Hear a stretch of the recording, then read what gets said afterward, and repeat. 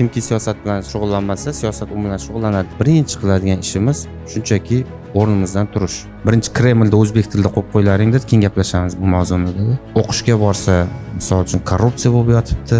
Больницаga borsa yana korrupsiya, ishga kiraman desa korrupsiya. Demak, hayot faqat oldinga yurishdan iborat. To'xtab turish, dam olish, orqaga yurish degan narsalar umuman unutib tashlash kerak. Jamiyat qanday odamlarga, kimlarga munosib bo'lsa, o'shalar bo'ladi. Tarixda o'zinikilarda bunchalik ko'p sotgan jamiyat ham birchalik bo'lmasa kerak. Qul bo'lmagan odam kelajak haqida o'ylaydi.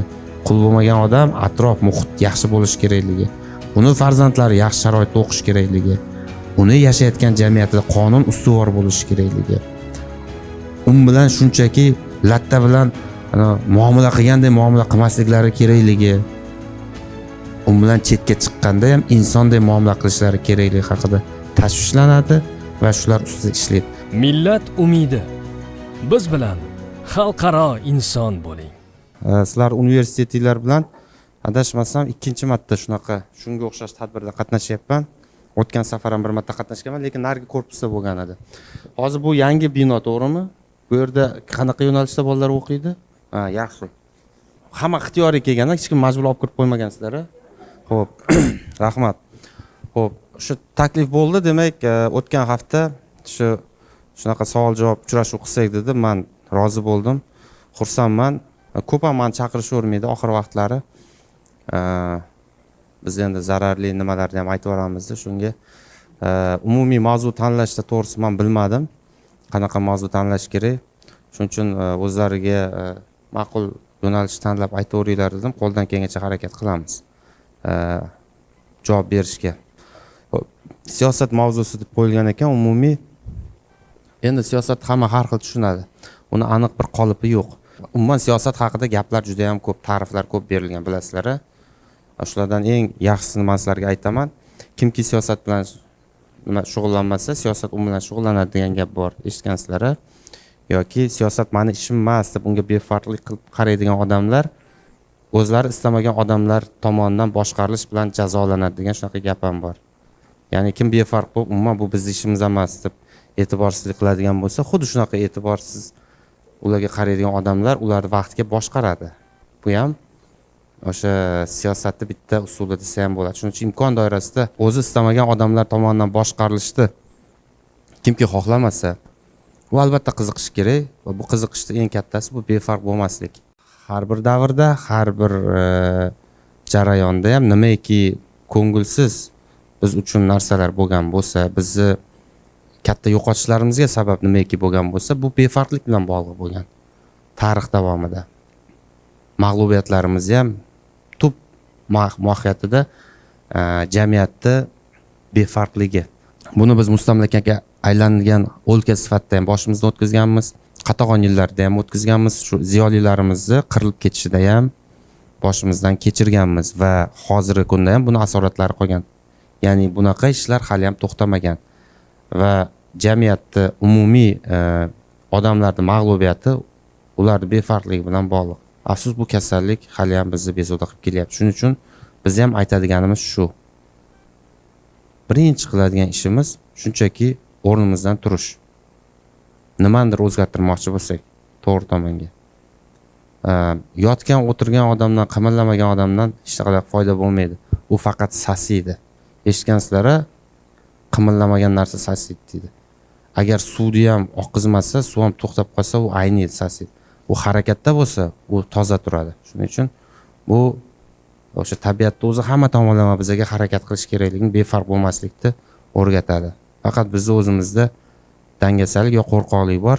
Shuning uchun shunaqa keyinchalik natijalar kelib chiqadi.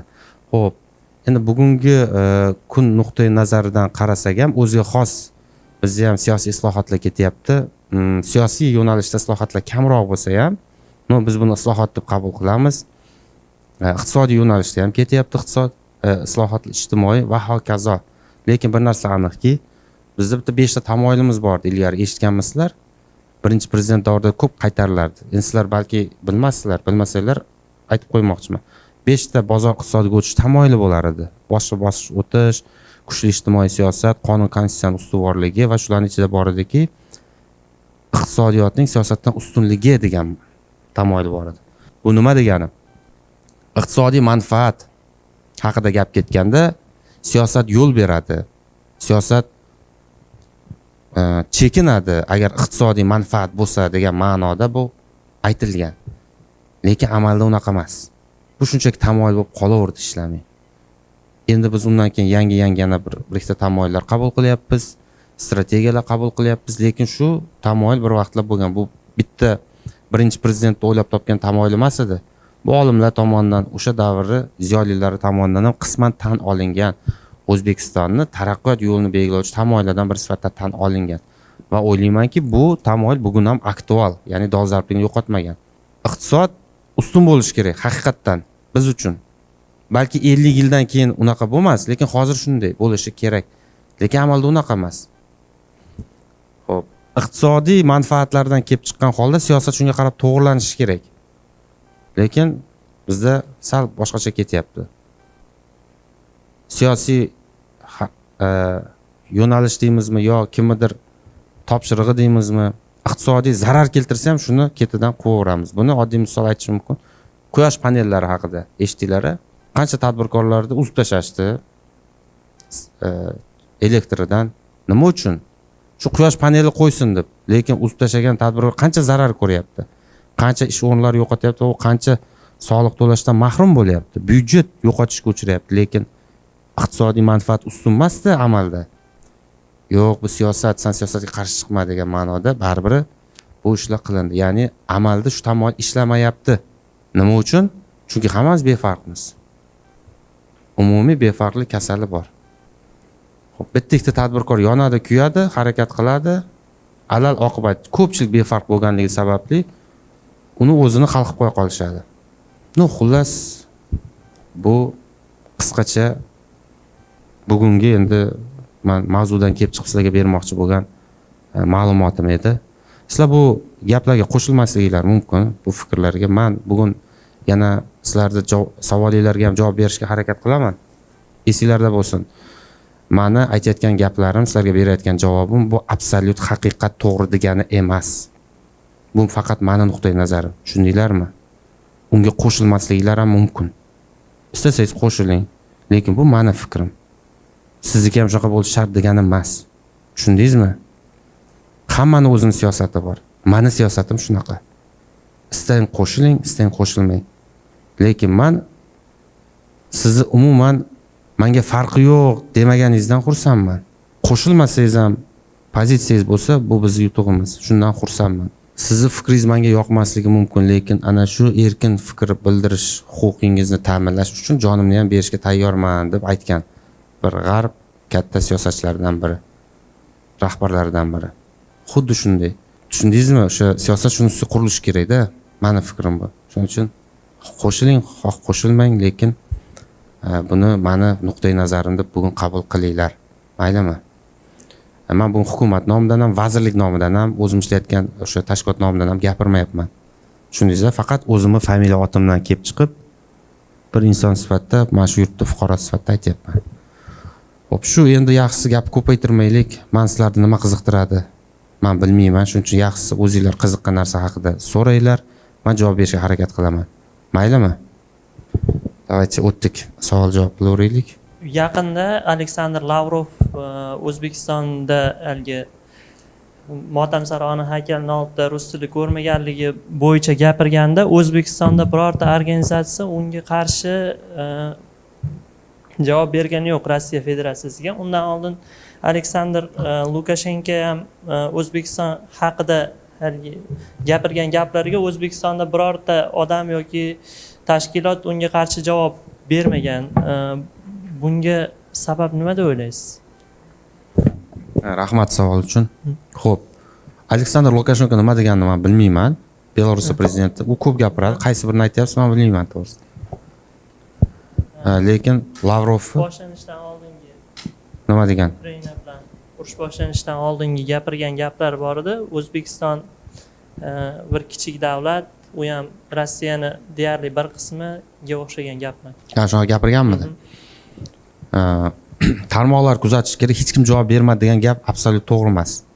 Nimaiki kimdir nimadir fikr aytgan, javob bergan, faqat javob bergan odamlar biz kutgan darajadagi katta nufuzli bo'lmasligi mumkin shaxs. Lekin Lavrov o'sha til haqidagi aytgan gapiga biz Oliy Majlis Qonunchilik palatasi deputatlari gapirdi, javob qilgan. Shulardan bitta sobiq spiker o'rinbosari bo'lgan Odiljon Tojiyevning fikri menga juda ham yoqdi. O'sha nega rus tilida yo'q deganiga Odiljon Tojiyev aytdiki, birinchi Kremlda o'zbek tilida qo'yib qo'ylaring dedi, keyin gaplashamiz bu mavzuni dedi. Shu ya'ni Kreml maydonida yozuvlarda ham o'zbek tilini qo'yib qo'yinglar dedi, keyin dedi bu yoqqa rus tilida yozish masalasini ko'ramiz degan javob qildi, to'g'ri. Lekin umumiy aytganda gapingizda jon bor, ya'ni rasmiy idoralarimiz, Tashqi ishlar vazirligimiz suskashlik qilyapti, javob bermayapti.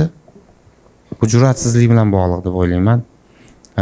Hali ham bo'lsa o'sha Rossiyani gegemon kuchi bizni ko'p narsalarda tishimizga qo'yib, jim turishga majbur qiladi.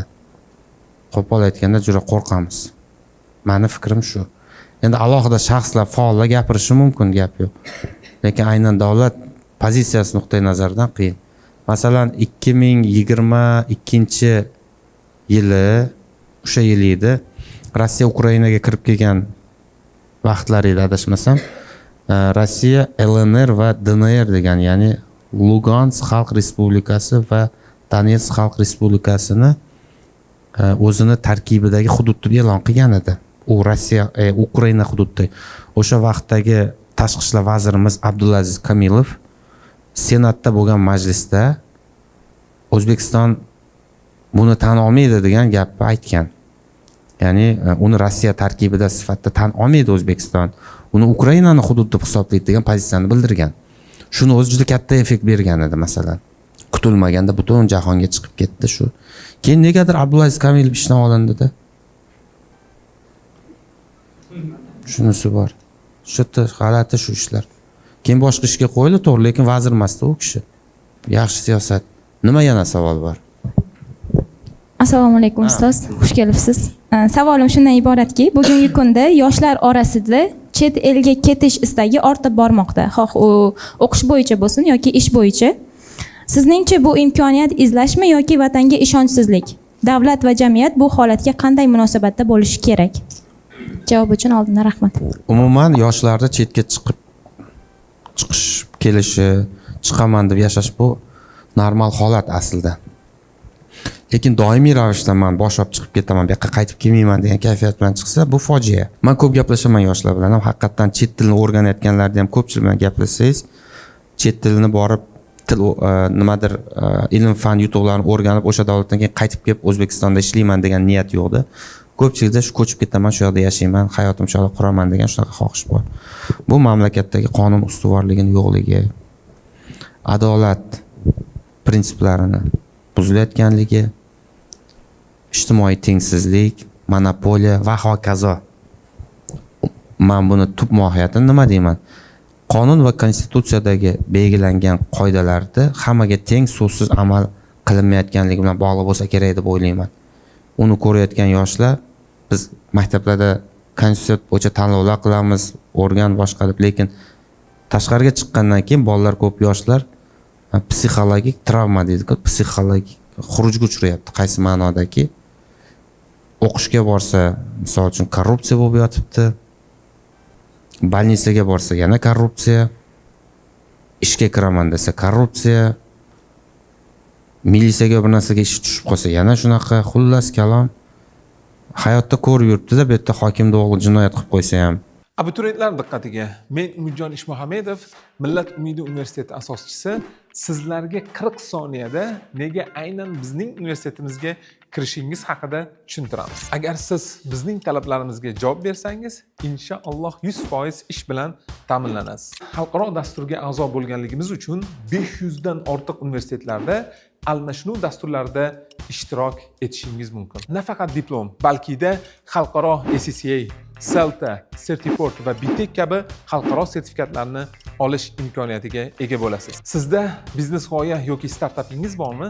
Albatta yutib chiqqan talabalarga bizning Millat umidi Venture Studio har tomonlama yordam beradi. Birinchilardan bo'lib, Work and Travel yo'nalishi bo'yicha har bir talabamizga amaliy va moliyaviy yordam beramiz. To'liq ma'lumot olish uchun pastdagi tugmani bosing va ro'yxatdan o'ting.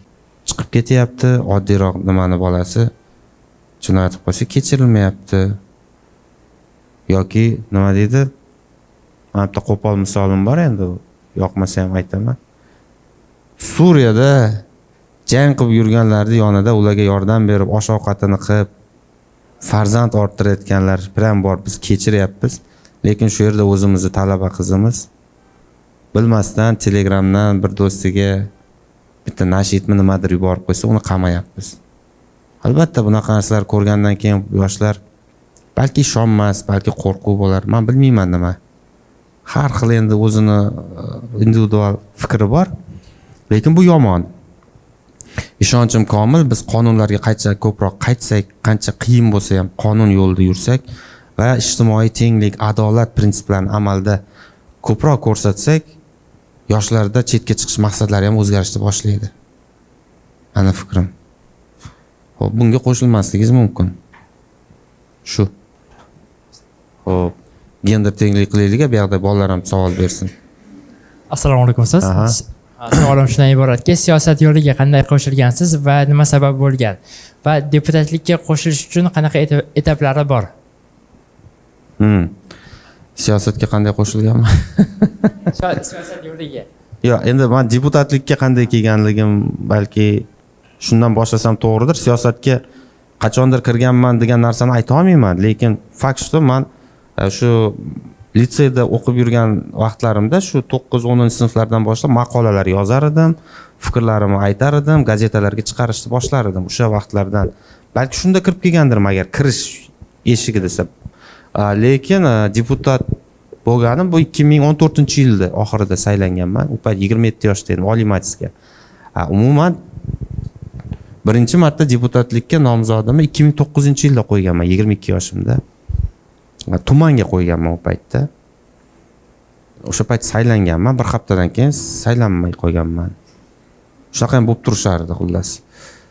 Keyin oradan vaqt o'tib, 2 yildan keyin, 3 yildan keyin yana saylanganman tuman deputatligiga.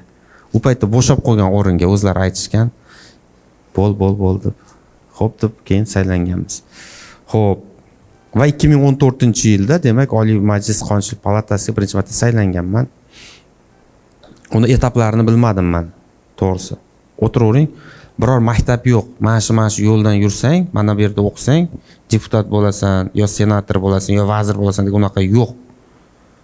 Men siyosiy partiyada ishlaganman. Shu yig'ilishlarda faol ko'p qatnashganman. Balki shu narsalar yordam bergandir men shu yoqqa kirib kelishimga. Lekin boshqa insonlarni ham bilaman, umuman partiyalarda qatnashmagan, boshqa qilmagan, lekin hozir ular ham o'sha siyosiy sahnada. Bitta narsa aniqki, siz qayerda nima ish qilishingizdan qat'iy nazar, o'zingizni ishingizni sidqi dildan bajarsangiz va siz qilayotgan ishni shunday qilishingiz kerakki, siz u yerda o'rningiz bo'lsin, uni boshqasi qila olmasin. Ya'ni misol Jamoliddin, bu ishni Jamoliddin qila oladi, boshqasi ham qilishi mumkin, lekin u Jamoliddindek qila olmaydi. Tushunyapsizmi? Shunday bo'lishi kerak-ku, siz o'rningiz bo'lishi shart. Siz qilayotgan ishni qolganlar ham qilishni boshlasa, qolganlardan hech qanday farqingiz qolmagan vaqtida, demak siz u yerdan o'zi ketishingiz kerak. O'zi qotib qolish boshladi. Menda shunaqa bo'lgan ko'pincha. Shuning uchun keyin o'zi yaxshi ishlab yuraversangiz, o'zi tortaveradi, u yoqdan bu yoqqa, u yoqdan bu yoqqa, u yoqqa o't, bu yoqqa o't. Ishlar sal yurishmay qolsa, orqaga ketishni boshlasa, o'zlari qo'shib itarib yuborishadi jarga, tars tushib ketasan. Shuning uchun hayot shunaqa, olg'a yurishdan iborat xolos. Bir joyda to'xtab qolish holati yo'q. Bu Belinskiy degan bitta insonning gapi. Men o'zim buni ko'p takrorlayman, o'zimga o'zim shior qo'yganman. Hayot faqat olg'a yurishdan iborat.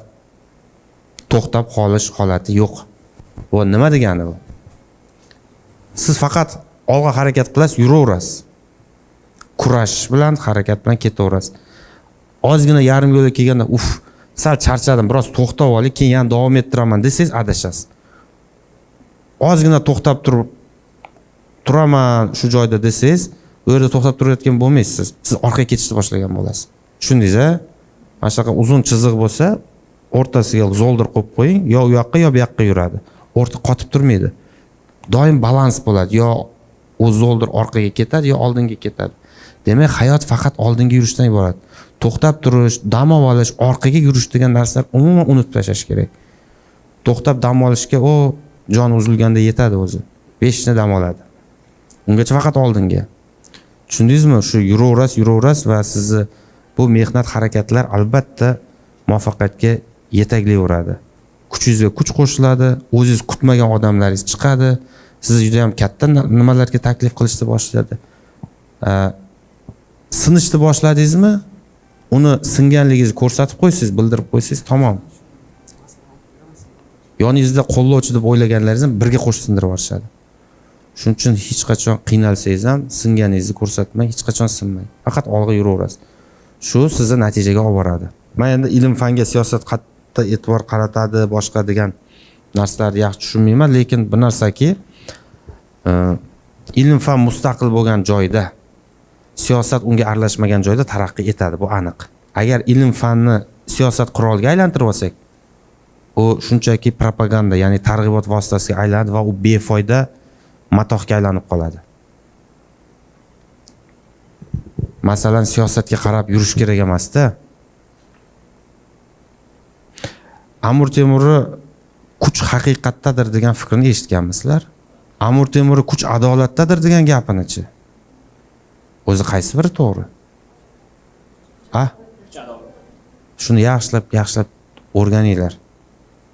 Aslida kuch haqiqatda deyilgan. Bu tarix, bu fakt edi. Lekin nima uchun kuch adolatda deyildi?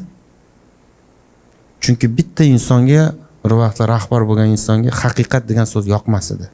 Ya'ni siyosatga qarab ilm, fan, tarix boshqa o'zgartirilarish kerak emas.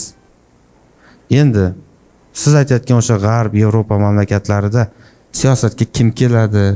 Liberallar keladimi yo qaysi prezidentga farqi yo'q. Fundamental qoidalar bor, u izdan chiqmaydi. Aralashishga qo'ymaydi. Akademik mustaqillik saqlab qo'ygan. Masalan, Yaponiyani oladigan bo'lsangiz, Yaponiyaning eng katta rahbari imperatordan keyin bosh vazir. Masalan, qaysi universitetda kim rektori bo'ladi? Akademik kengashiga kimdir qo'shish kerakmi yo'qmi? Bosh vazir aralasha olmaydi, hatto imperator ham aralasha olmaydi.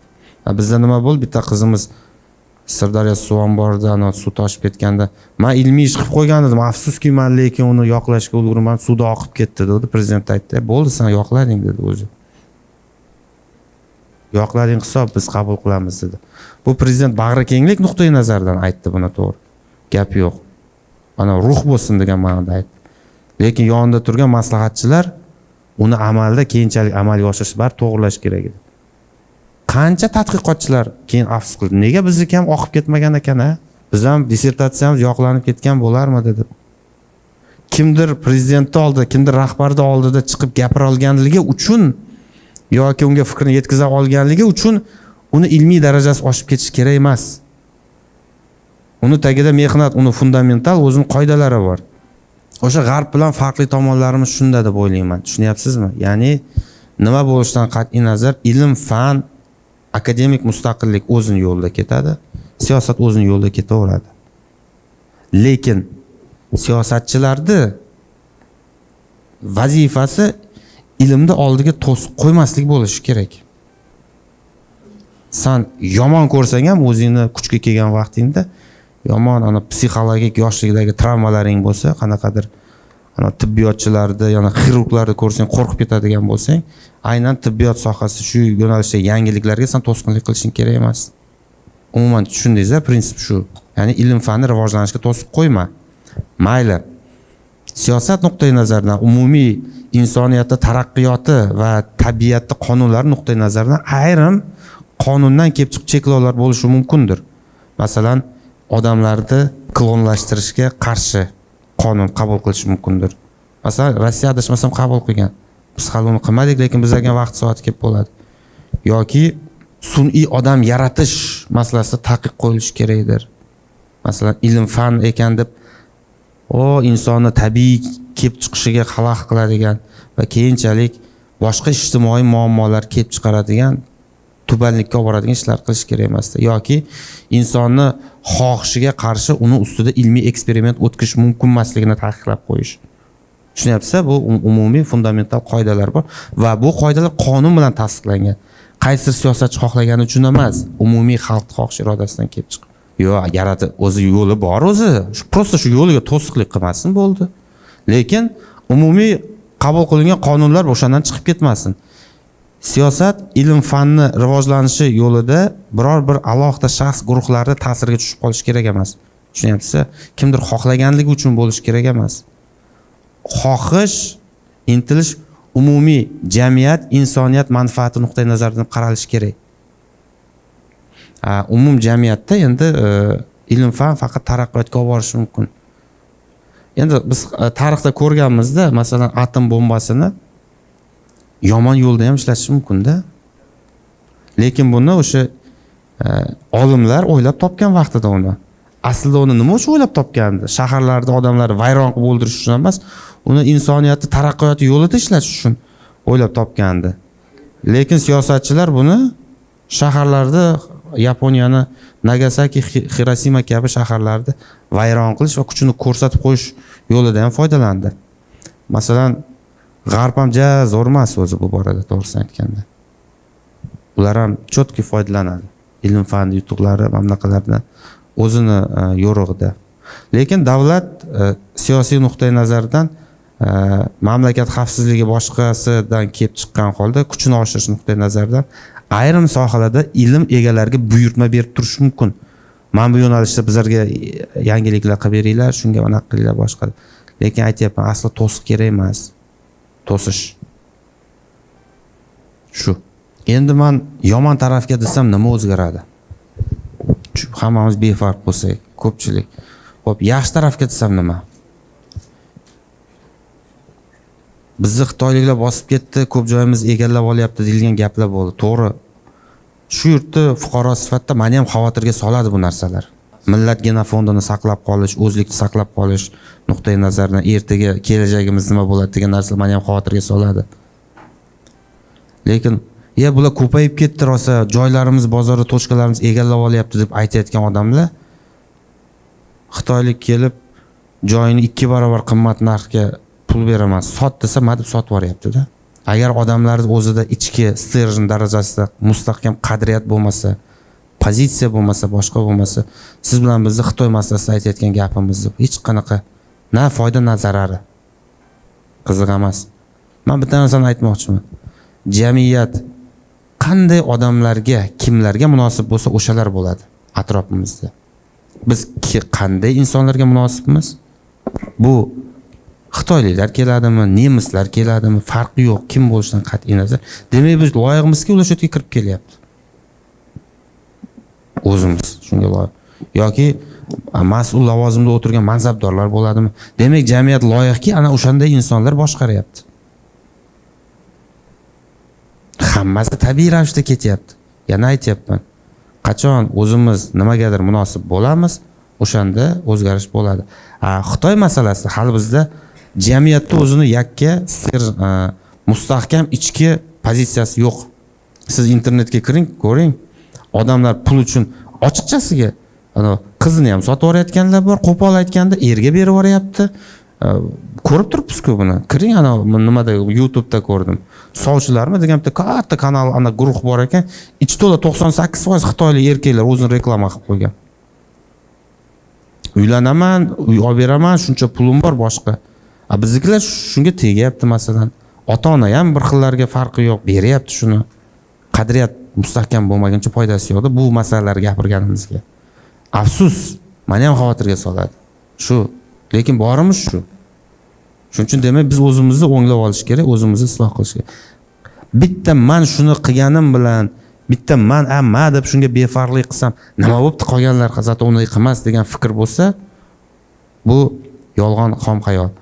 Demak, bitta meni qilganim hech narsa bo'lmaydi deb o'ylayotgan inson atrofidagi 99 ta sen xuddi shunday o'ylayotgan bo'ladi. Yo'q, bu ota-onalar o'tirib qo'ygan stereotipda, qayerdan kelgan bilasizmi? Qullik xayollari bilan yashashdan kelgan. Qulga bunaqa narsa kerak. Qulga qorni to'q bo'lsa, tinch bo'lsa bo'ldi, yo'q. Qulga minimal talab yetadi aslida. Endi unday odamlarda ko'pincha farzandlar yaqinlari bo'lsa, aralashma, jim o'tir, tinchlik kerak deyiladi.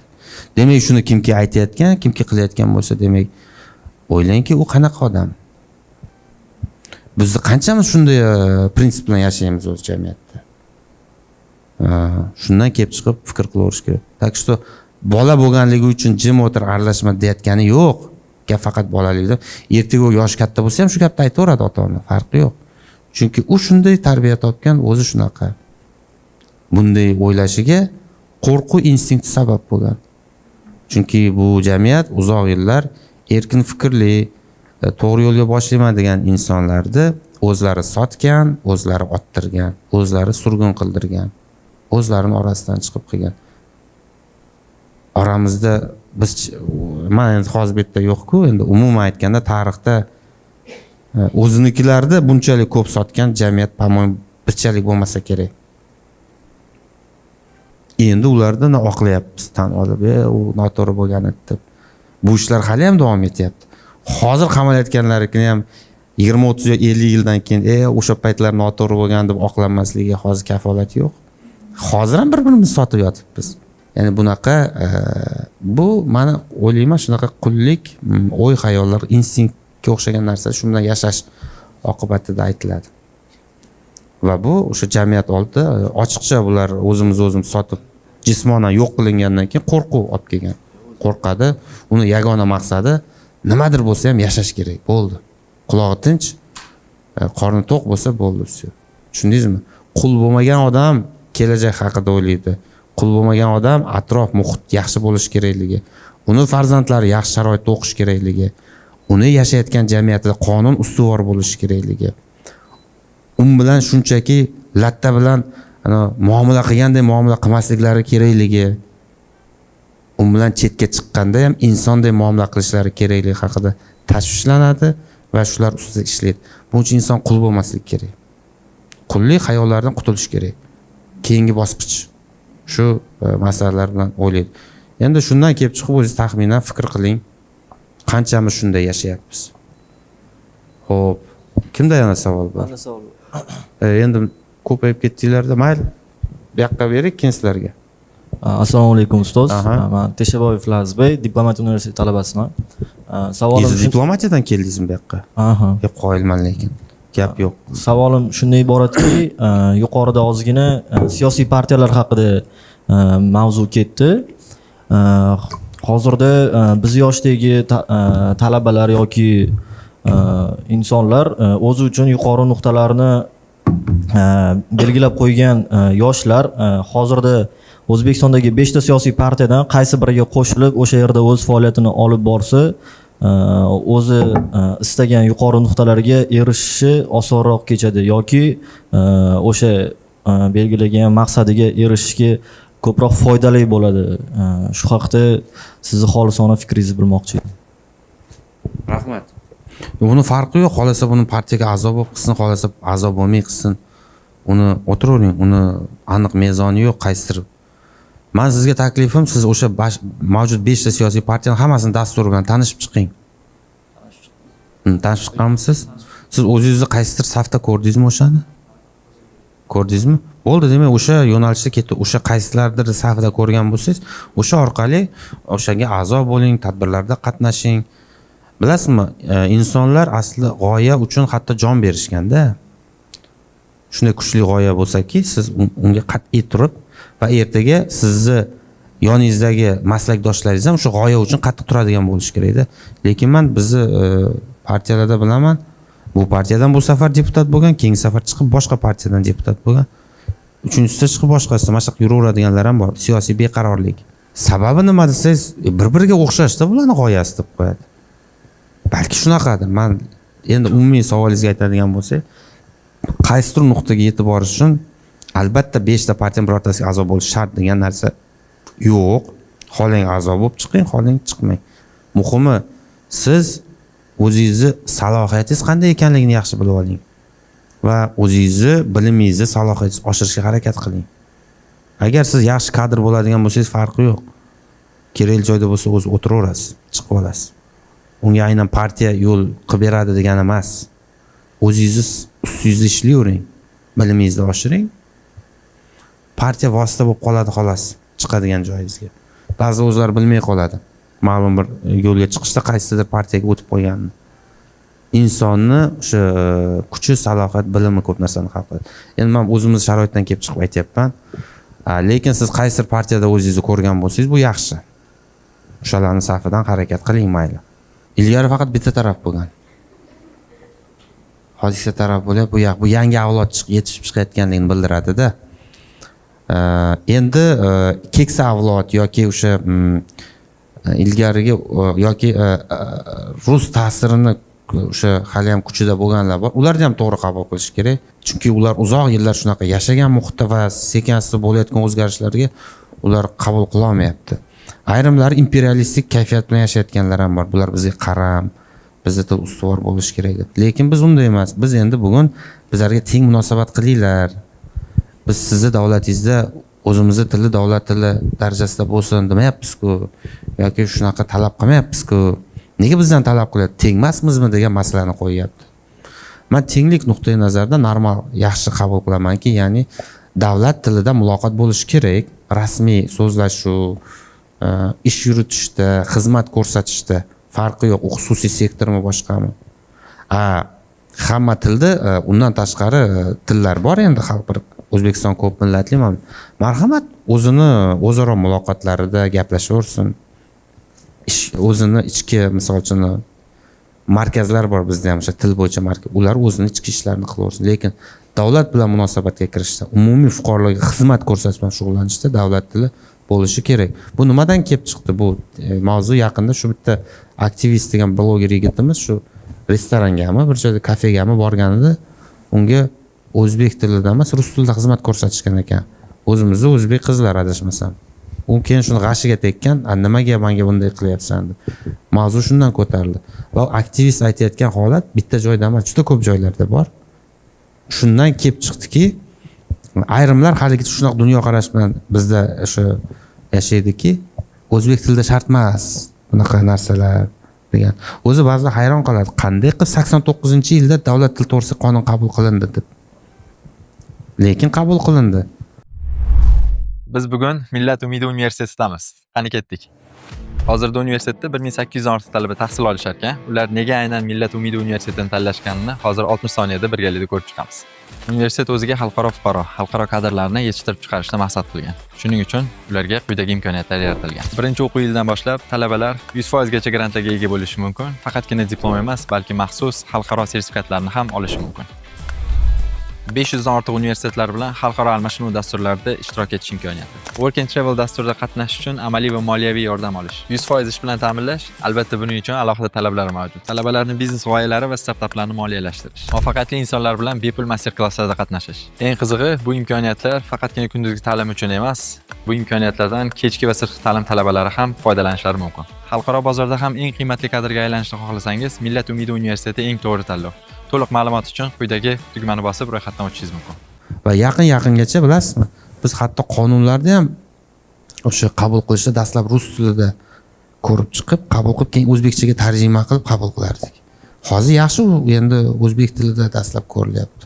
Umuman harakat ketyapti va bu jarayonda bunaqa bahsli holatlar bo'lib turishi tabiiy hol. Ilgari deyarli bo'lmagan. Ilgari rus tilida xizmat ko'rsatgan vaqtda nimaga o'zbek tilida xizmat ko'rsatmayapsan deb degan fikrni bahs o'zi ham bo'lmaganda, hamma yaxshi qabul qilib ketdi, to'g'ri rus tilida bo'ladi deb qabul qilganman. Lekin hozir endi ko'tarilyapti bahsli va o'ylayman 5-10 yildan keyin bu mavzular deyarli yopiladi. Chunki shunaqa avlod yetishib chiqyapti-da. Endi bu shu kommunistik hali ham o'sha mafkura bilan yashayotgan qariyalarimiz bor bizda, katta boshqaruvda o'tirgan, ta'sir ko'rsatadigan joylarda, o'shalarda mehnatlarning mevasi hozircha. Shu lekin ular o'lishi bilan bular ham o'ladi. Juda rahmat. Bu siyosatni mana bu bosqichgacha bilsang bo'ldi, u yoqga bilishing shart emas degan narsa yo'q. Men yana aytyapman. Bu siyosatda alohida maktabi yo'q. Hozir siz bilan biz o'tiribmiz, gaplashyapmizmi? Shuni o'zini ham bir siyosat deb qabul qilish mumkin. Umumiy tashqarida bo'layotgan ishlar, harakatlar, davlat fuqaro o'rtasidagi munosabatlar bu ham bitta siyosat mevasi deb qabul qiling. Saylov jarayonlari bo'ladi boshqa. Siz bilan biz nima qilishimiz kerak? Siz bilan biz qonun ustuvorligiga e'tibor qaratishimiz kerak. Hamma narsa qonunda belgilangan, to'g'rimi? Shunga shunchaki amal qilaylik. Yoshlarda ham asosiy qiladigan ishi shu. Talab qiling huquqingizni, majburiyatini kimdir bajarsin, kerak paytda o'z majburiyatingiz bor. Shu qonunni doirasidan chetga chiqmaylik. Shu qonunlar ustuvor bo'lishiga ahamiyat qarataylik. Bo'ldi. Shu siyosat o'zi. Masalan, bir kuni menga telefon qilyapti bitta inson. Rasul aka, men mana bunaqa temalarda chiqish qilgan edim, keyin menga ichki ishlardan telefon qilib, uni gapirma, buni gapirma deb aytayapti. Men nima qilishim kerak dedi. Men aytdim, shu xodimdan so'ramadingmi dedim. Xo'p, unda nimalar haqida yozishim kerak, shuni o'rgatib turing deb desam, so'radim, lekin u o'zi bilmas ekan deydi. Lekin nimani yozmaslik kerakligini bilar ekan. Asli shu harakatda o'zi noqonuniy harakat. Asam aytmadingmi, sizni chiqib menga bunaqa deyishingiz bu konstitutsiyadagi o'sha senzuraga yo'l qo'yilmaydi degan prinsipial qoidaga zid. Siz konstitutsiyani buzyapsiz hozir. Siz xodim bo'la turib nima haqqingiz bor menga bunday munosabat qilishga? Agar sizga qaysidir mavzularda yozish yoki yozmaslik masalasi bilan shug'ullanish vakolati berilgan bo'lsa qonun bilan, ayting qaysi qonunda aynan sizga bu vazifa yuklatilgan? So'ramadingmi? Yo'q, yo'qgacha bormadim. Tushundingizmi? Aslida shu siyosat shu. Siz bilan biz uchun eng kerakli narsa qonunlarga amal qilishga to'liq o'taylik va o'zingiz avval bu o'tish uchun bilib olishingiz kerak. Fundamental o'zingizni qonuniy haq-huquqlaringizni. Haq olinur berilmas degan gap bor. Shuni bilib olganingizdan keyin nimandir olasiz talab qilib. Senga deb bermaydi hech kim. Bizni sharoitda ustiga ustak shunaqa. Ikkita savol berdingiz. Ikkinchisini eslatib yuborasiz, esmashib qolsa. Chunki men ko'p narsa eslab qololmayman-da bir payt. Xo'p, men o'sha podkastda buni nima uchun aytganman? Ekologiya sohasi ustuvor bo'lishi shart. Qachonki hukumat, ya'ni Vazirlar Mahkamasi butun vazirliklar hammasini boshini qo'shtirib turadi. Bir joyda men qurilish qilaman deb qaror chiqarib harakat qilib tursa-da, qurilishlarni qiladi-da, ustuvor vazifalardan bittasi shu. U yerda daraxtlar bo'lsa, uni olish kerak. O'ziga bo'ysunadigan ekologiya vazirligi chiqib tursa, men qarshiman. To'xtat, daraxtlar olishga deb. Kuchi yetadimi ekologiya vazirligiga? Mantiqi. Sen deydi menga bo'ysunadigan vazirlik nima deyapsan demaydimi? Hamma muammolar o'zi shu. Balans bo'lish kerak, buzilmaydigan. Agar ekologiya vazirligini bo'ysunu yo prezidentga yo parlamentga bo'lsa, ya'ni hukumatga bo'lmasa, bu yerda manfaatlar to'qnashuvini olinadi. Ko'p holatda. Masalan, men bu yerda bir qurilish qilaman yo yo'lni kengaytiraman deb daraxtlarga qaramay, menga farqi yo'q, men shu ishni qilishim kerak deb kesib ketayotgan vaqtida ekologiya vaziriga aytishimga to'xta. Qilmaysan buni qonun bo'yicha, qat'iy turib olish mumkin. Bu qilaman deyishim, yo'q qilmaysan. Unda hukumat bo'lsang ham menga farqi yo'q. Sen ham javobgarlikka tortkaziraman desa, hukumat aytishi mumkin-da, bu menga bo'ysunmaydi lekin. Bu boshqaga bo'ysunadi deb, masalan, bu yerda sal qonunlar ko'proq ishlashi mumkin-da. Odamlar shundan ko'p e'tiroz qiladi-da, balon joylarda kesilib yotibdi boshqa. O'tganda mana Islom sivilizatsiya markazida ham xuddi shunaqa bo'ldi.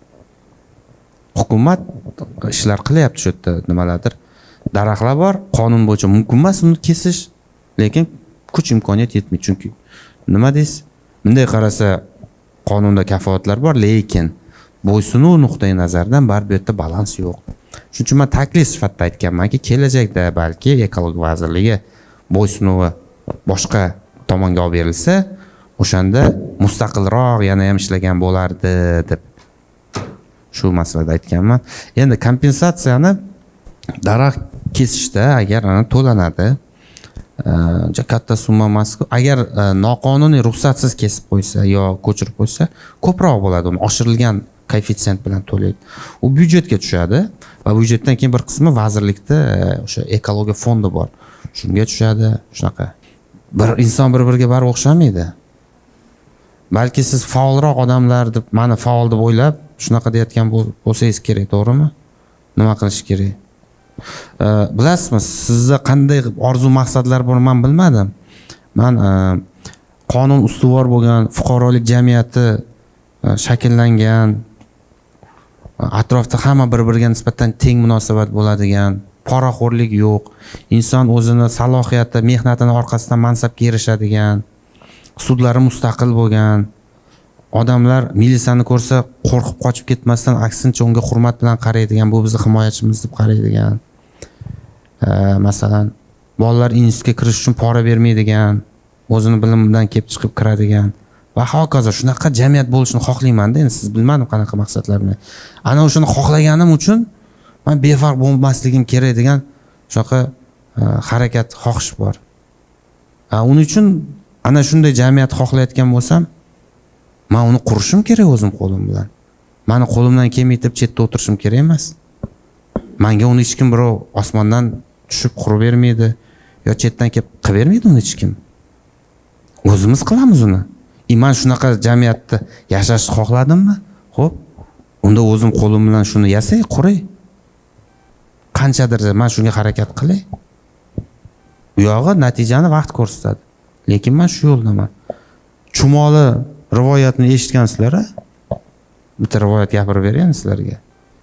Bu diniy vaz emas, prosta shunaqa rivoyat aytishadi. Kitoblarda ham bor. Tarixda Ibrohim alayhissalom degan payg'ambar o'tgan. Shu kishini bir kuni Shoh Namrud yoqishga buyurib, butun xalqqa o'tin yig'inglar deb ma'lum bir o'tin yig'diradi va uni olovda yoqmoqchi bo'lishadi. Shu olov yig'ilgan o'tinni yoqsa shunchalik katta gulxan bo'lib ketadiki, yaqinlasha olmay qoladi odamlar. O'shanda u kishini manjaniqqa solib uzoqdan otamizni otgan vaqtda butun tabiat, nabodot dunyosi larzaga kelib, odamlar xato ish qilyapti, biz olovni o'chirishimiz kerak deb intilgan ekanda. Ya'ni qushlar, hayvonlar hammasi. O'shanda og'zi bitta tomchi suv bilan chumoli ham ketayotgan ekan. Boshqa hayvonlar kulgan ekan ustidan. Sani bir tomchi suving nimani hal qiladi? Yetib bormasdan sen yonib kuyib ketasan-ku, o'lib qolasan-ku, desa chumoli aytgan ekan. To'g'ri. Meni bir tomchi olib borayotgan suv hech narsani hal qilmasligi mumkin. Lekin men shu harakatim bilan o'zimni qaysi tomonda ekanligimni ko'rsatyapman. Meni qo'limdan kelgani shu. Agar boshqa bo'lganda boshqa qilardim, lekin shu qo'limdan keldi xolos. Shuni qilyapman deb. Hamma o'zining qo'lidan kelgancha nimagadir harakat qilsa, nimadir o'zgarish bo'ladi. Shuning uchun biz hozircha qo'limizdan kelganini qilyapmiz xolos. Va men yana aytib, shunaqa chiroyli jamiyat, davlat kelajagimiz bo'lishi kerak degan shunaqa xom xayol bor-da menda. Shu xayol bo'lganligi uchun men shunga harakat qilyapman. Demak, agar men o'ylayotgan toifadagi odamlar ko'proq bo'lish kerak deydigan bo'lsa, menga o'xshagan xayolparastlar ham ko'proq bo'lish kerak. Men xohlayotgan darajadagi jamiyatni qurishni xohlagan. Endi men bilmadim sizlar qanaqa xayollar bilan yashaysizlar. Menda shunaqa lekin. Shunda mencha ko'proq bo'lishi mumkin. Xo'p, kimda yana savol bor? Vaziyat o'zgarishiga qarab o'zgarish kerak. Endi shuni ham siyosat deb o'ylashadi-da. Bir xil umuman o'zgarmas, bu ham siyosat. Men yana aytayapman, buni aniq model qolipi yo'q.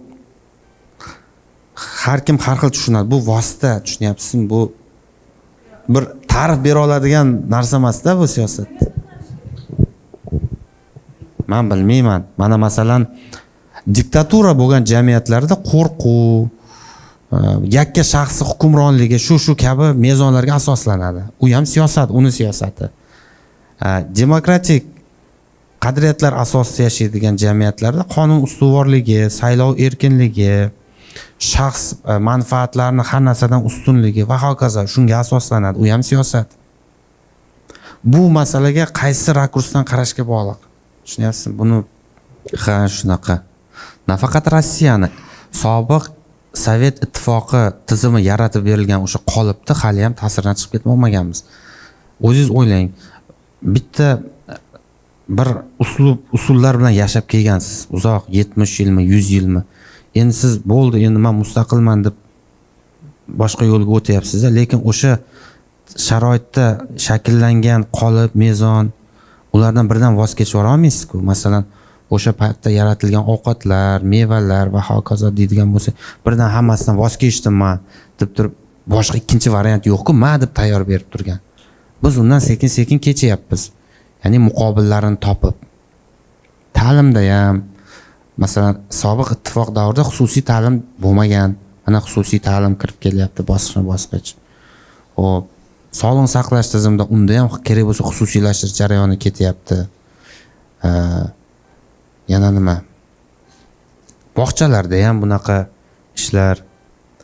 Keyin siyosatda qaraydigan bo'lsak, yakka faqat bitta partiya bo'lgan, mana hozir 5 ta ko'p partiyaviylik. Shunaqa jarayonlar ketyapti. Endi birdan bo'lmaydi-da u. Tushunyapsizmi? 30 balki 50 yil talab qilinar. Undan voz kechib, boshqa variantini o'tib ketishga. Bizda masalan mustaqillikka chiqqan vaqtida hamma narsani mukammal, muqobil, tayyor varianti bo'lmagan-ku. Men shu modelni shunday ko'chirib oldim, men shu yo'ldan ketdim degan.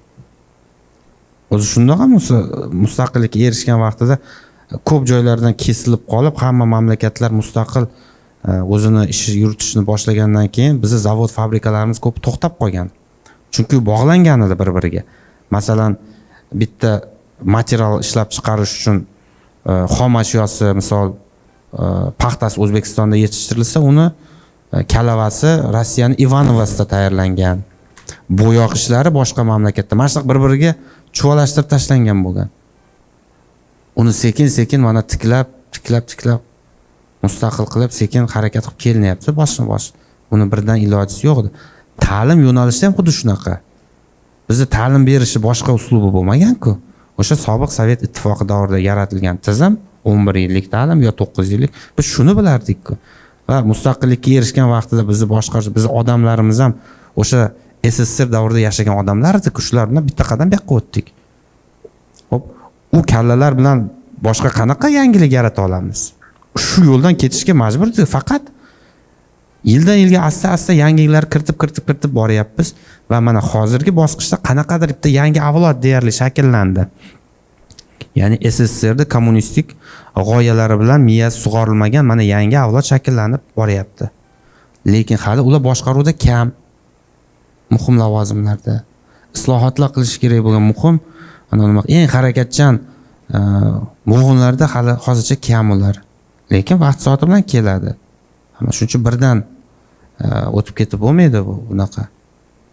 Lekin kirgizyapmiz bitta-bitta.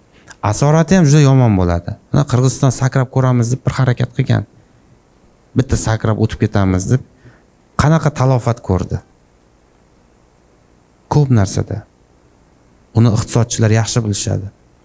Endi hozir soatlab unga to'xtalib o'tirib, shunga biz bosqich degan yo'ldan ketganmiz.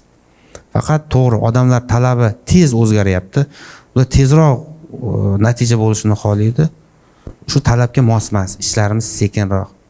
Orada mana korrupsiya va hokazo degan illatlar, tanish bilishlik, nepotizm degan narsalar kirib qolgan. Undan birdan voz kechib bo'lmayapti. Qiyin bo'lyapti uni kurashish. Albatta vaqt soati bilan yengib chiqamiz bularni ham. Shu JSTga a'zo bo'lish til masalasida biror ijobiy yo salbiy o'zgarish olib keladi deb o'ylamayman. Bu avlodlar o'rtasidagi almashuv bilan bog'liq jarayon. Lekin o'sha JSTda endi biz bilamiz, xalqaro darajada tan olingan 7 ta til bor. Shulardan bittasi rus tili. Xo'p, biz baribir odamlar qaysi til orqali jahonga chiqa olish imkoniyati bo'lgani ma'qul. Asli rus tili ham dunyoning ko'p joyida bilinavermaydi, lekin nisbatan bor-da endi, hech bo'lmasa. Endi o'zbek tili jahon tan olgan 7 ta tildan bittasi emas-da, shuning uchun ingliz tili bor. Lekin endi hozirga mana o'qib kelayotgan, ta'lim olgan yoshlar, oxirgi 10-15 yil ichidami ta'lim olganlar ingliz tilida u yo bu darajada muloqot qila olishi mumkin. Lekin undan oldingilar ham yashayapti-ku oramizda. Ular shunda kesib qo'ya olmaymiz-ku. Ularning ko'pchiligi chet til sifatida rus tilini biladi, rus tili orqali muloqotga kirishadi. Masalan, menga ham ingliz tilidan ko'ra rus tili orqali muloqotga kirishish qulayroq, osonroq. Men sizga o'xshab 4 ta til bilmayman, ochiqni aytaman. Xo'p, biz vaqtimizda ochiqni aytaman, ko'p vaqtimiz paxtada o'tgan, koridorda ham o'tgan, ba'zi paytlarda adabiyot o'qituvchisi, jismoniy tarbiya ham o'tgan vaqtlari bo'lgan. Xullas, shunaqa davrlar bo'lgan, to'g'risi. Lekin biz ham shu vaqtda umrimiz o'tdi, yashadik, boshqa qildik va bizda atrofimizda ko'proq rus millati vakillari ko'proq yashagani uchun biz yaxshiroq tushunamiz uni. Bolaligimizda muloqot bo'lgan. Masalan, shu qulay til. Xo'p, endi Jahon savdo tashkilotiga a'zo bo'ladigan bo'lsak, uni ham o'zini tan olingan xalqaro tillari bor. Men o'ylaymanki, o'sha ingliz tili, rus tili ham bo'lishi kerak shuning ichida. O'zaro muloqotga kirishda qaysi davlatda tilni biladigan odamlar kelsa, o'sha bilan shunday muloqot qilinaveradi. Ya'ni bu prinsipial til masalasida qanaqadir o'zgarishga olib kelmaydi. O'zgarishga olib keladigan narsa bizni o'zimiz ichki siyosatimiz bilan bog'liq hammasi. Ya'ni o'zimiz qanchalik to'liq o'tib keta olamiz, jur'at yig'ib, masalan, lotin alifbosiga to'liq o'tib olish masalasi bor. Yoki hujjatlari to'liq rus tilida emas, davlat tilida qabul qilish masalasi bor. Afsuski, ayrim o'sha normativ huquqiy hujjatlar hali ham rus tilida qabul qilinayotganlari bor. Idoraviy, boshqa hali ham bor. Shuning uchun bu o'sha shu yerdagi ko'proq talab ehtiyojdan kelib chiqib qilinyapti xolos. Endi vaqt masalasida bu. Tushundingizmi? Endi men siz o'zingiz boyagi pozitsiyalaringizga e'tirozim yo'q, endi u siz tutgan yo'l yaxshi. Siz savol hukumatparvarlik propagandasi bor. Hokimparvarlik propagandasi bor, rahbarparvarlik. Shunaqa propagandalar bor. Ayrim idoraparvarlik targ'ibotini ham qiladi, lekin men bunga qarshiman. Meni fikrim, umumiy xalq, davlat manfaati nuqtai nazaridan propaganda bo'lishi kerak. Ya'ni targ'ibot bo'lishi kerak. Alohida korxona yo shaxslarning targ'iboti nuqtai nazaridan qaralmasligi kerak bunga. Xo'p, yana targ'ibot umumiy qadriyatlar, umummilliy boyliklar saqlab, umummilliy manfaatlar nuqtai nazaridan bo'lishi kerak-da targ'ibot. Kimnidir alohida shaxslarning, guruhlarning manfaat nuqtai nazaridan emas. U shunchaki devoriy gazeta deb aytaman, ana qurol bo'lib qoladi-da.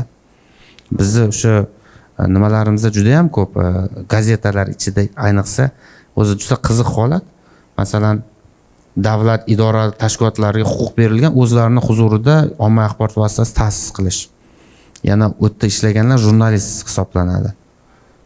Qanday qilib erkin jurnalist bo'lish mumkin? Qachonki uni ta'sischisi Bosh prokuratura yo Ichki ishlar vazirligi bo'lsa-da, u yerda maqola yozayotgan jurnalist uni o'zini ta'sischisiga qarshi ketadigan, uni tanqid qiladigan narsalarni yoza olmaydi-ku u. Bittada bo'g'ib qo'yadi-ku. Sen menga qarshi ketyapsan, mana senga oylik yo'q desa nima qiladi? Shuning uchun shunaqa propaganda bor, to'g'risi. Bu o'sha manfaatlardan kelib chiqqan holda. Lekin men bunga qarshiman. Aytdim-ku, faqat umummilliy manfaatlar nuqtai nazaridan. Bo'ldi, все. Davlat, xalq umummilliy manfaatlariga to'g'ri kelish kerak. Shu yo'nalishda bo'lish kerak propaganda. Masalan, 30-yillarda qamalganlar nima uchun hozir oqlayapmiz? O'sha vaqtda oqlamaganmiz yoki nima uchun ularni qamalishiga, hukm qilinishiga, otilishiga qo'yib berganmiz? Bo'ldi. Yana shunaqa narsa takrorlanmayaptimi hozir? Men yana bitta savol beray. Oradan 50-40 yil o'tgandan keyin hozir otilmaydi, to'g'ri, lekin qamalib o'lib ham ketish mumkin, tavba qildim. Hozirgi shunaqa voqea bo'lganlarda kelajakda ular aybsiz edi, uni oqlaymiz deb oqlov ishlari bo'lmasligiga kim kafolat beradi? Amerika yo ularning tarixida, endi mana shu g'arb mamlakatlarining tarixida kamdan kam hol ko'raman-da, shu payt noto'g'ri bo'lgan ekan deb oqlayotganlardi. Repressiya, ya'ni ommaviy ravishda oqlashlardi. Kam-kam bir tekta shaxslarda eshitib qolaman oqlangan, ana tizimni xato qilib, tergovchilarni xato qilib bo'yniga qo'yib qo'yganligi va hokazo. Lekin masalan, uchlik o'tirib olib turib, ommaviy minglab odamlarni boshqacha o'ylaganligi uchun vatan xoini qilib qamab tashlab, men yillar o'tib uni oqlayotganlar, oqlanish nimalari g'alati-da. Bu 30-yil, 56-yillarda ham bir etap oqlanishlar bo'lgan. Bo'lishi mumkin shunaqa. Balki xonliklarga borib taqalar, men bilmayman. Men aytayotganim bu qullik xayollar bilan yashayotgan qo'rqoqlarda aytadigan gapi. U nima o'zi u siyosat? Saylovga bormaslikmi? Yo nima u siyosat? Televizorda O'zbekiston 24 kanalini gapirayotgan bo'lsa nimadir? Janob hokimimiz bu ishlarni qilib qo'ydi deganda ha deb aytib turishmi yo unga qarshi chiqishmi? Nima o'zi u? Men bitta narsa aytib, befarq bo'lmaslik atrofda bo'layotgan voqea hodisalarga. Bo'ldi. Befarq bo'lma. Mahallada mana hozir saylov ketyapti. Qaysi biringiz o'zingiz vakilingizga mana shu odamni saylovlar deb anaqa qildingiz, fikringizni aytdingiz, mahallangizda saylovga birortangiz chiqdingizmi? Ha? Endi bo'lasizlar. Mana sizlar endi chiqadi. Qolganlarchi, o'tib ketganlar. Deyarli bilmaymiz, to'g'rimi, kim mahallaga rais bo'lyapti. Ishimiz ham yo'q. Albatta keyin bizlar bilan ham ishi yo'q bo'ladigan odamlar rais bo'ladi. Shuning uchun aytayapman, umumiy shu befarq bo'lmaylik degan narsani aytayapman bu yerdan beri. Bilmadim, ular har kuni kechqurun oshxona pichoqda ovqat qilsa kerak-da. Uyga borgan paytda pichoq bilan ovqat qilib turgan vaqtni ko'rib qolgan bo'lsa, balki shuning uchun kiritgan. Men uni bilmayman. Yoki men bilmadim uni endi. Uni ulardan so'rash kerak-da. Men u tuzishda qatnashmaganman, lekin to'g'risi. Men bilmadim to'g'risi. Lekin kulguli bunaqa narsani bo'lish. Nima uchun kerak bu? Xo'p. Balki shunaqa bo'lishi mumkin. Bu savolni bergan Fazliddin Mehmonov, Demokrat.uz saytining rahbari. Bilib olinglar. O'ziga qiziq savolni beryapti. Tak. Demak, saylanishda amaldagi 5 ta siyosiy partiyani dasturiy g'oyalari bilan tanishib chiqishni so'rayman sizlardan. Undan keyin partiya nima ekan o'zi, shu bo'yicha bir kitoblarda o'qinglar yoki Google'dan bersanglar ham o'zi siyosiy partiyalar tarixi, nima uchun partiya tuziladi, shuni tushunib olsanglar yaxshi bo'lardi. Bu hech bo'lmasa saylashingiz uchun kerak. Saylanish uchun yana aytyapman, o'zingizni sohangizni yaxshi mutaxassis egasi bo'ling, kerak bo'lsa saylanasiz. Xo'pmi? Hozir shu. Keyingi savolingiz nima edi, Fazliddin? Endi ochiqni aytganda, hozir yoshlar o'rganib turishsin, shuni yaxshi o'rganib turinglar, ehtiyot bo'lib. Bir yoqqa kirib ketib qolmanglar, shu ehtiyot bo'lib turinglar. Ko'proq bilimingizni oshirib turing, kutib keyin aytamiz nima qilish kerak, bo'pti? Ungacha ozgina kutib turinglar. Eng bo'ladigani hozir shu. Bilimingizni oshirib turing. Xo'p. Yangi g'oya, yangi nimalar, bilasizmi, o'zi partiyalarning shakllanishi, tarixga e'tibor berib, paydo bo'lishiga e'tibor qilsangiz, nazariy jihatdan, ya'ni qonuniy nuqtai nazardan qarab, u quyidan shakllanib kelishi kerak. Quyidan, masalan, 4 ta odam. Yevropa mamlakatlaridagi partiyalar tarixiga e'tibor bersangiz, juda qiziq nomli, qiziq g'oyalar bilan chiqqan partiyalar ham bor-da. Masalan, izvoshchilarning o'zining partiyasi ham bo'lgan. 3 ta 4 ta izvoshchilar yig'ilib oladi-da.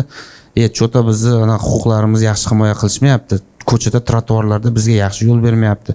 Kelinglar birlashamizda, shu bizni o'zimiz huquqlarimizni himoya qilishni qonun darajasiga olib chiqamiz deb ham 4 ta 5 tasi ba'zan birlashishadi-da.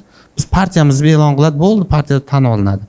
Shunga o'xshagan alohida guruhlar bor-da, o'zlarini, masalan, dehqonlar partiyasi bor. Dehqonlar o'zlari umumiy birlashadi yoki fermerlardagi bo'lishi mumkin, tadbirkorlardagi mana bo'ladi, o'qituvchilardagi o'ziniki bo'lishi mumkin. Farqi yo'q, ya'ni umumiy qanaqadir mushtarak maqsadlar bo'ladi, bu birlashadi va bu qonuniy birlashishi partiya. Ya'ni g'oya tubidan kelib chiqish kerak-da, tepadan tak. San liberallar bo'lasan, san fidokorlar bo'lasan, davay tars deb qilib bo'lmaydi. Mana shu qilsa sun'iy bo'ladi-da u. Odamlar undan uzoq bo'ladi, chunki quyidan chiqmagandan keyin tushunmaydi uni, bu nimaga chiqdi o'zi deb. Xo'p, shunga bilimni oshirib turinglar. Qolgani hammasi vaqt soat keladi. Men bitta narsani bilaman. Ya'ni opamiz, singlimisiz, qarang. Hozirgi holatda jinoyat sifatida qayd etilayotgan hamma holat ham jinoyat emas. Biz aybsizlik prezumpsiyasini hech qachon esdan chiqarish kerak emas. To uni aybi sud orqali isbotlanib berilmaguncha u aybsiz. Bizda g'alati tendensiya bor. Qo'yib bersa, istalvani turgani uchun ham jinoyat ishi ochib qo'yish mumkin. Masalanda, ya'ni u haqiqatan jinoyatmi yo'qmi, unga sudda oxirgi bahosi berilishi kerak-da. O'sha nuqtai nazardan men o'ylayman, bizda hozirgi sharoitda sun'iy jinoyatni ko'paytirish holatlari ham ko'p, zakazga ishlash sababli deb o'ylayman. Yo'q, aslida haqiqiylari ham bor, lekin ichida sun'iylari ham ko'p, ya'ni sun'iy ravishda. Bu qarz olib berish masalalarida bor. Yoki bo'lmasam, mana yo'l harakati qoidalari bilan bog'liq masalalarda bor. Yoki kredit to'lamaslik bilan bog'liq masalalarda bor. U o'zi bunday qarasangiz jinoyat emas, aslida fuqarolik huquqiy munosabatli, lekin davay davlat banklaridan kredit olganlarning hammasini qaytarib bo'lmasam jinoyat ochib yubordi desa, qo'rqsa shunday ochib yuborish ham mumkin. Statistika yomonlash ko'payib boryapti. Lekin umumiy jamiyatda haqiqiy holatda huquqbuzarliklar ko'payib boryapti degan fikr bo'ladigan bo'lsa, bu faqat tarbiyada, ta'limda yo'l qo'yayotgan xato, kamchilik bilan bog'liq. Mani fikrim. U turistlarni kelib ketishi bilan bog'liq emas. Millionta turist kelib ketmaydimi agar ta'lim, tarbiya, stержен qat'iy qadriyatlar asosida ketayotgan bo'lsa farqi yo'q. Mana misol uchun Yaponiyaga qancha turist boradi? Yillar davomida millionlab bir yilda boradi. Lekin Yapon jamiyati jinoyatlashib ketmayapti-ku. Yoki Koreyada ham shunaqa. Yoki yana eng ko'p turistlar qayerlarga boradi mana? Bir Fransiya bor, boshqa, ya'ni borib kelganligi uchun yo'q, turistlarning hisobiga oshayotgan jinoyatlar bo'lishi ham mumkin. Ya'ni u turistlar o'zlari qilayotgan, lekin u yerda doimiy yashayotganlar shu turistlar kelib ketgani uchun deb uni nima bo'lib qolmayapti-da. Lekin umumiy siz fikringizda jon borki, umumiy globallashuv, umumiy qadriyatlarga, dunyoqarashlarga, oilaviy tushunchalarga putur yetkazayotgan bo'lishi mumkin. Umumiy nuqtai nazardan. Masalan, bizda ham shunaqa kunlar keladi, vaqt soat bilan shunga yaqin ketyapmiz. Masalan, ota-onalarni qariyalar uyga olib borib qo'yish mumkin yoshlar. S удовольствием deydimi? Bemalol hech qanaqa noqulay bo'lmagan holda, uyalmasdan ham. Vaqtga bizda ham shunaqa bo'ladi. Shunga qarab ketyapmiz, sog'in. Hozir lekin uni qila olmaydi. Hozir qilaman desa kimdir atrofda odamlar nima deydi deb buni jinoyatdek o'ylaydi-da, ba'zan yo'q, uyalaman, boshqa deb turib buni qilmaydi. Lekin vaqt soat kelib shuni qiladi. Shu ya'ni umumiy globallashuvning ta'siri bu. Yoki masalan, siz yaqinda eshitganmisiz? Er-xotin urushib qolsa, er yo shapaloq tortgani xotinga, yo qattiqroq urishgani uchun xotin ustidan yozib berib 15 kun qamatgan ilgari. Bizning otalarimiz davrida biz deyarli eshitmaganmiz. Lekin hozir ana 15 kun qamalganlarni bor statistikasini o'rganing. 80% alimentchilar aliment to'lamaganligi uchun deb 15 kun qama, qolgani ayollar yozib bergan. Erim baqirdi, urishdi deb. Bu ham globallashuvning ta'siri. Ya'ni shu oilaviy qanaqadir nimalarda o'zgarishlar bo'lyapti. Men buni noto'g'ri demoqchi emasman. Umuman aytganda inson huquqlari nuqtai nazaridan qarasangiz to'g'ri. Masalan, hech kimni oilada baqirishga, urishga haqqi ham yo'q bir vaqt o'zida. Lekin bir vaqt o'zida bizda oilada shakllangan qadriyatlar bor. Shu ota erkak kishi ustun degan narsa bor. Yoki masalan biz bilamiz, bolalarda ham sog'lig'ini muhofaza qilish o'zining huquqi bor. Masalan, lekin birorta bola chet elda bor, otasi uyda ichsa yo sigaret cheksa, bolalar prям sudga yozib beradi yo politsiya chaqiradi, otam sigaret chekyapti, meni sog'lig'imni buzyapti deb. Lekin bizda unaqa emas, hozircha. Ya'ni shu globallashuv nimalar bizga ham ta'siri bor. Ana o'sha vaqtda balki o'sha statistika ko'payib borishi mumkin. Huquqbuzar erkaklar degan toifada, huquqbuzar otalar degan ko'rsatkichlar. Bu o'sha globallashuvning ta'siri. Xo'p. Bunday qilaylik, sizlarda savollar ko'p. Men harakat qilaman maksimalli javob berishga, lekin men ham charchayapman. Shuning uchun bunday qilib 3 ta savolga javob beraman, keyin to'xtatamiz. Bir podkastingizda menga yoqadigan bitta zo'r gapingiz bor. Inson qachonki kitob o'qishdan to'xtasa, u fikrlashdan to'xtaydi degan gapingiz bor. Va savolim sal uzunroq. Statistikadan olib qaraydigan bo'lsak, aynan oliy ta'limda dunyoda 70%, deyarli 70% universitetlar bu xususiy universitetlar. Ya'ni kimdir asos solgan, tashkil topgan universitetlar, hattoki topdagilar. Shunga qaramasdan odamlar o'rtasida shunaqa bir nima deydi, stereotip borki, ularning ko'pchiligi, aynan bizning respublikamizda ham ko'pchilik xususiy universitetga ishonch bildirmaydi. Misol uchun bizda ochilayotgan universitetlar to'g'ri, yaxshilari ham, yomonlari ham misol uchun bor. Lekin aholi o'rtasida haligacha ishonchsizlik bor. Masalan, o'zimizdan universitetni oladigan bo'lsak, Millat universiteti ham ochilganiga ancha bo'lgan, ya'ni faoliyati ancha bo'lgan va o'zining o'sha litsenziya va guvohnomalarga ega, tegishli tashkilotlar va idoralar tomonidan tasdiqlangan. Savolim shundan iboratki, mana shunday stereotipni sindish uchun qanaqa yo'llari bor kurashish uchun? Xo'p, yaxshi, rahmat. Birinchi boyagi gapni men aytmaganman, Denis Diderot aytgan. Shunaqa fransuz faylasufi adashmasam, odamlar o'qishdan to'xtashlari bilan fikrlashdan ham to'xtaydilar degan gap. Uni gapi, men unikini takrorlab berganman. Xususiylarga nisbatan munosabat vaqt soati bilan o'zgaradi. Ya'ni hali bizni xususiy universitetlarimiz o'zi yetishtirib chiqargan kadrlar yuqori natijalarga erishayotganligi, yaxshi joylarda ishlab ketib, o'zini ko'rsatayotganligini amalda ko'zda deyarli ko'rmayapti-da. Chunki o'tgan yili birinchi marta mana sizlarning universitetlar diplom berdi. Birinchi marta bitiruvchi chiqadi. Bu yil ikkinchi marta chiqaradi. ya'ni bitiruvchilar joylarda ishlab bir yaxshi natijalarga erishib borganini ko'rgan sari bu qaysi u millat umidini bitiruvchisi edi, mana bu vazir palonchini, mana bu prezident mana shu universitetni bitirgan degan shunaqa tushuncha fikr odamlarda shakllanib borishi bilan o'zgaradi bu. Xo'p, endi nimaga davlat universitetlari ko'proq ishonadi? Bizda davlat ilgaridan hamma narsaga hukmronlik qilgan. Bu qolib ketgan, tushunyapsizmi? Xususiy mulkchilik degan, xususiy degan narsa bo'lmagan deyarli. Biz 70-100 yil deyarli shunday yashadik. U stereotip birdan chiqib ketmaydi va yaqingacha ham hamma narsada davlat hukmronlik qilgan. Davlat kuchli bo'lgan doim. Endi xususiyga odamlarga ham beryapti. Ya'ni bu fikr o'zgarishi vaqt bilan bog'liq. Biz shu xususiyni qo'llab-quvvatlash yo'lidan qaytmasak, shu yo'lda davom etsak, albatta fikr o'zgaradi. Bu vaqt bilan bog'liq. Xo'p, tushundim. Umumiy, men soliqchi emasman, lekin bu borada fikrimni aytadigan bo'lsam, to'g'ri, soliq stavkasi pastroq bo'lsa, uni to'lash imkoniyati yuqoriroq bo'ladi. Buni umumiy mana yo'l harakati qoidalarida jarimalarga nisbatan berilgan chegirmalardan ko'rib turibmiz. Odamlar chegirmani yo'qotib qo'ymay deb turib, shtrafga tushsa tez to'lab qo'yishga harakat qilyapti. Ilgari yillab yotgan kerak bo'lsa to'lanmay. Bu yaxshi mexanizm aslida. Endi soliq tizimida ham balki shunaqa mexanizm vaqt-soat kelib qilinar, lekin men bizning soliqlarimiz juda yuqori deb hisoblamayman. Nisbatan olganda ba'zi soliqlarimiz shunchaki ko'rinish uchun qo'yilganlari ham bo'lishi mumkin. Bizning soliqlarimiz, yer solig'i, ya'ni jismoniy shaxslarga nisbatan aytyapman, yoki mulk solig'i yilligi hisoblaydigan bo'lsak juda past aslida. Boshqa davlatlarda yuqori. Masalan, Fransiyalarda Gerard Depardieu degan masalan aktyori bir vaqtlar Rossiyada yashadi. Rossiya fuqarolari nima uchun shunday katta boy aktyor Fransiyani solig'iga dodlab yubordi. Shuning uchun shuni qochish maqsadida Rossiya fuqarolarini kelgandi bir vaqtlar. Ya'ni ularda nisbatan o'zi yuqoriroq. Endi bizda aholini daromadi past bo'lganligi uchun shu past bo'lgan soliq ham bizlarga ko'p tuyuladi. Qimmat-ku degan. Endi energiya masalasida aytyapsiz, gaz, svet haqida aytyapsiz. O'zi nisbatan solishtirganda hozir gaz yoki elektr energiyasi ishlab chiqarish uchun ketayotgan xarajat bilan hozirgi narxini hisoblasangiz, hali u narxga yetib borilgani yo'q. Ya'ni xarajatni qoplab foydaga o'tadigan narxga.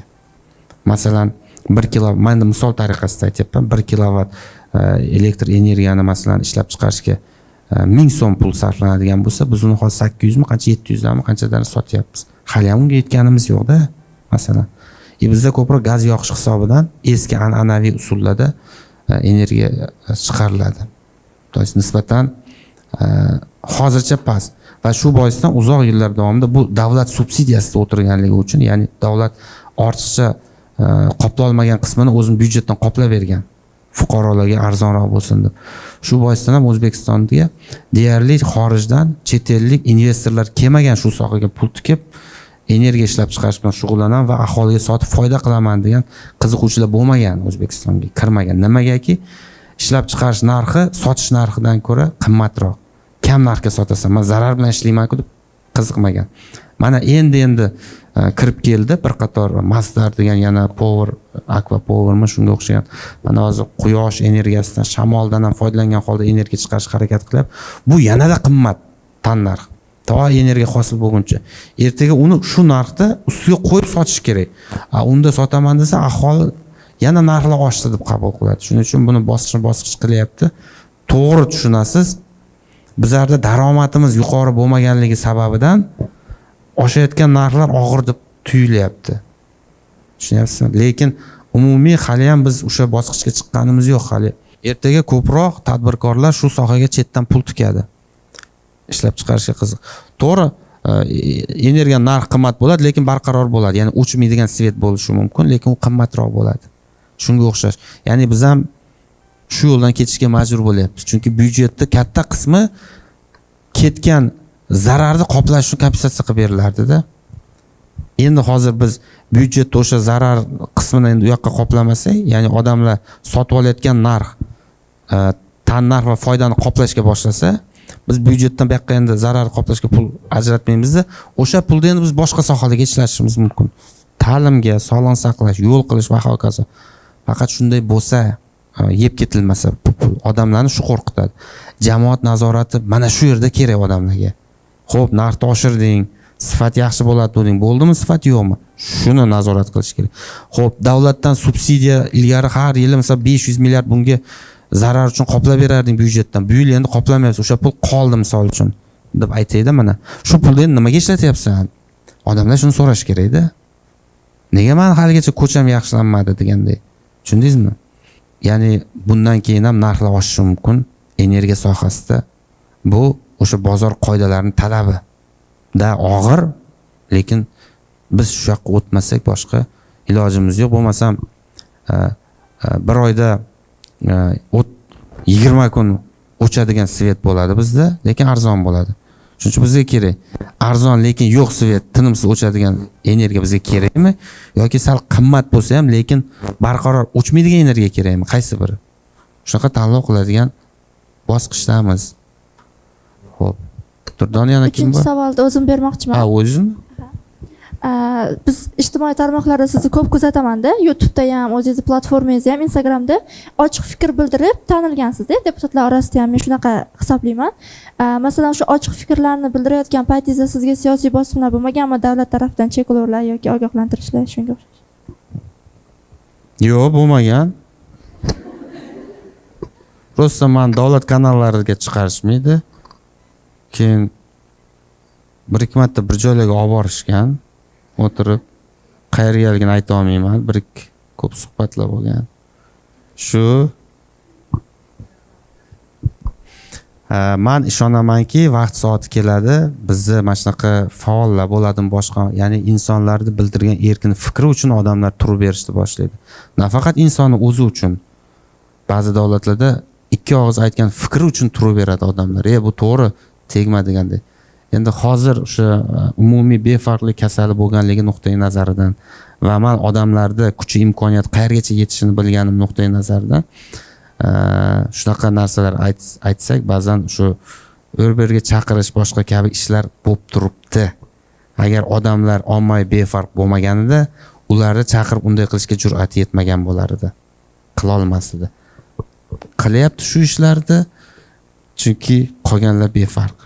Turib bera olmaydi. Fikr uchun ham, odam uchun ham. Biz hozircha shunaqa sharoitdamiz. Shuning uchun sizga bosimlar bo'lmaydi deb aytishga majburman. Xo'p, bo'ldimi? Bo'ldi, ustoz. Xo'p. Ayrimlarga ulgurmay qolganligim uchun savollarga javob berishga uzr so'rayman. Ketkizgan vaqtinglar uchun rozi bo'linglar. Shu sizlarga aytmoqchi bo'lganim, yaxshi sharoitli, chiroyli hayot qurib yashamoqchi bo'lsangiz, bilan quring. Bo'ptimi? O'z qo'lingiz bilan yasang, quring. Bugundan boshlab. Shu, sog' bo'linglar. Rahmat ustoz, vaqtingizni ajratib kelganingiz uchun. Biz ham sizga sovg'amiz bor edi universitet tarafidan. Esdalik sifatida olib qo'yasiz.